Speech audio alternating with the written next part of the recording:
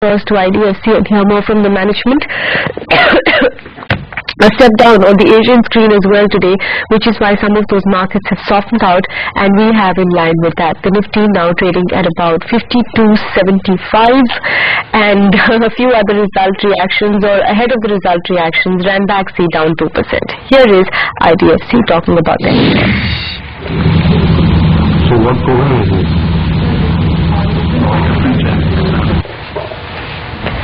Okay, we'll just kind of go to that in a second, but first let me get you a quick run through on what's happening with the mid-caps as well. Sonia's been running through those numbers because the market breadth has come off quite sharply. Sonia?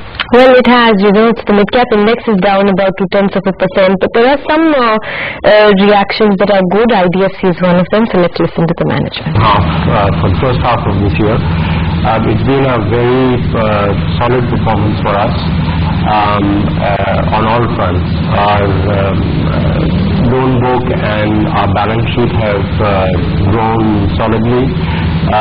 On a year-on-year basis, our loans have grown 14%, and our profits after tax have grown 24%. Spreads are stable, and asset quality remains very much under control.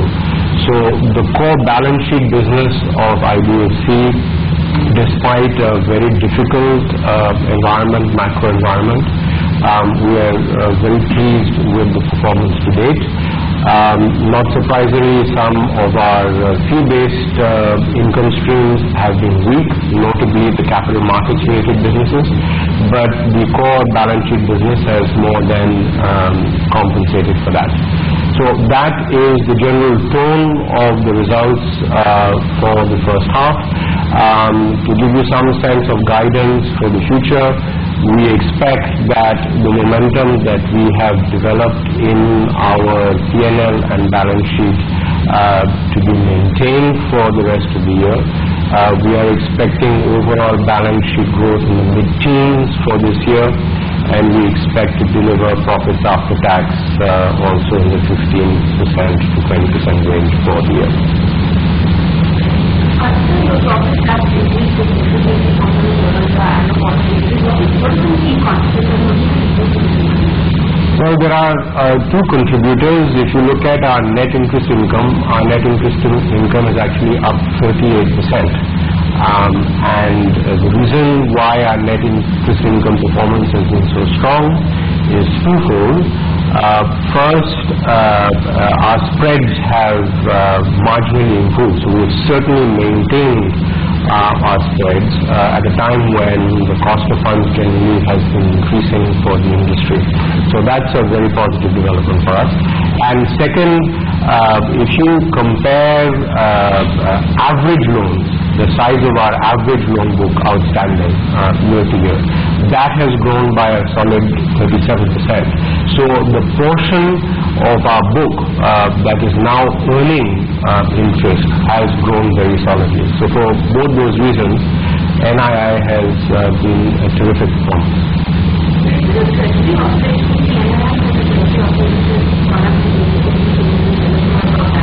I'll ask Sunil to answer that question. Yeah, sure. You see, what has happened is that the interest rate yield curve has become flat at the short end also.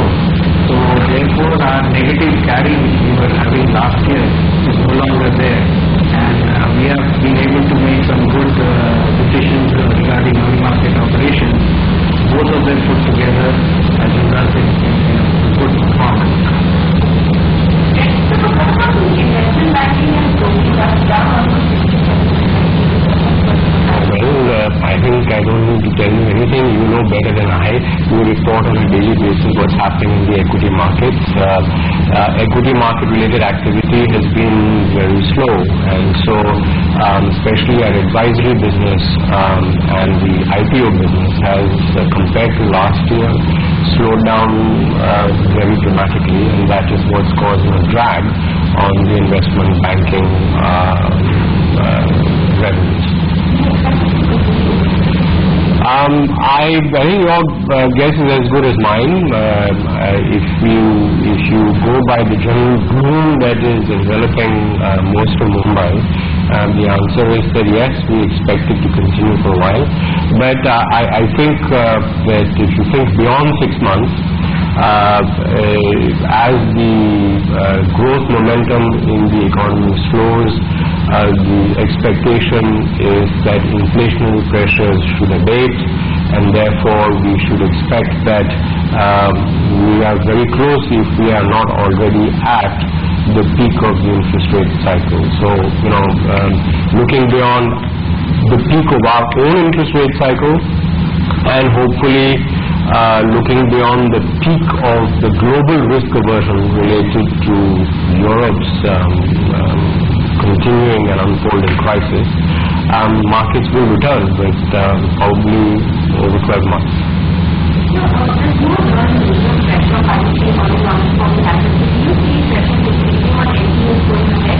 Now, as I said before, we are very confident about our asset quality. That said, our net NPAs today are 0.1% of our assets. So that is a situation that is quite extraordinary, that will not continue. So our NPAs may trend up a little bit, but nothing like I think what the industry expects. And so I keep reiterating this point. Through this cycle, we are very confident about the quality of our assets. What about the property exposure that you have to power? Is that So the power sector has great difficulties, as you know, and it is no secret that our own exposure to the power sector is about 43% of our total. But we have managed our power portfolio very, very carefully. So what are the problems that afflict the power sector immediately? The most critical problem that is affecting the power sector is the lack of availability of fuel, whether it is coal or it is gas. For us,